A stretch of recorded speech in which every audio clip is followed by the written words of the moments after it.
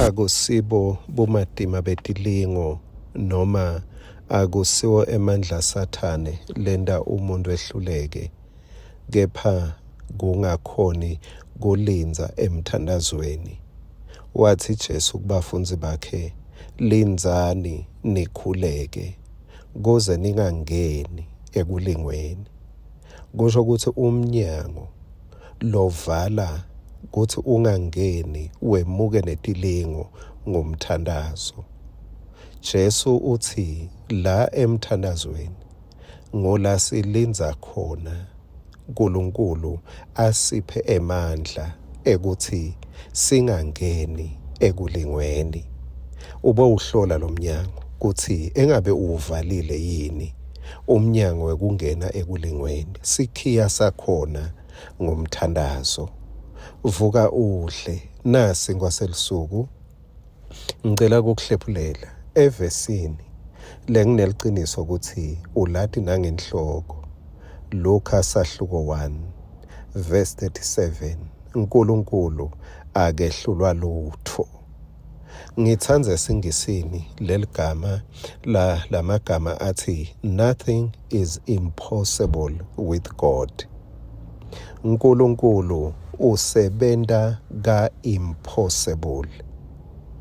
Uma ungaya esibhedlela noma kuseNazarene RFM noma kuseMbabane Clinic uthi uyofuna mini ngeke ungithole.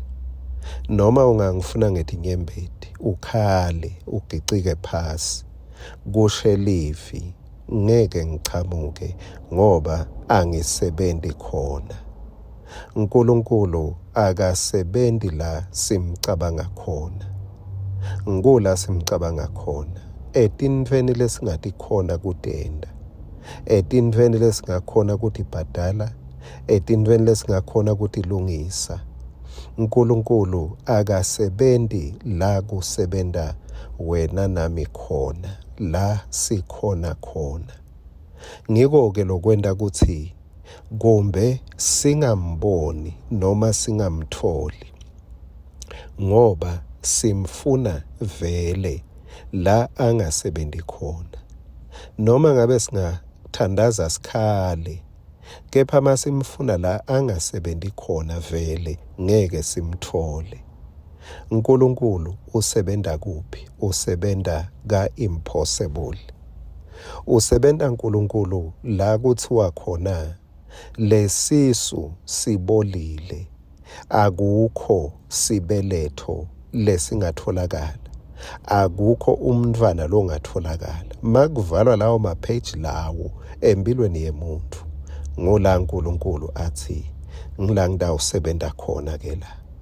Lo munye webantu uyawukhumbula kunaSara besamdzala sibeletho okuthiwa hayi sekude lokungavela. uNkulunkulu wasebenta ka-impossible. Maria la sifunza khona naye utindvodza akakashadi ngalesikhathi. Uyabuta naye ukuthi kutawukwendeka kanjani. Ingilozi yamtshela ukuthi lolo ngithumile ngulo losebenta ka-impossible.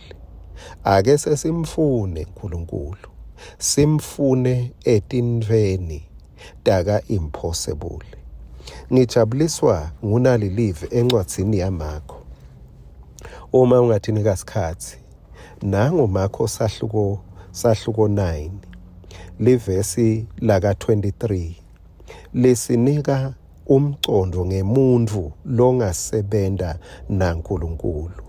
Lithi Jesu wathi kuye, uthi nakukhona longakwenda phela konke kuyenteka kulowo lokholwako. Alisho ukuthi kuyenteka kulolo lofunzile, alisho ukuthi kuyenteka kulolo nemali, kepha lithi umuntu longasebenta naNkulunkulu ka-impossible ngumuntu lokholwako. Ake sesilibambe lelikhiya letinto letincane, singamcabangi uNkulunkulu ukuthi kumbe angabonakala ngesandla sakhe lesinemandla. Yebo konke sikwenda ngaye, kepha la asebenta khona yena kuthola umoya kuka impossible. Sebenta naye ngekukholwa. Amen.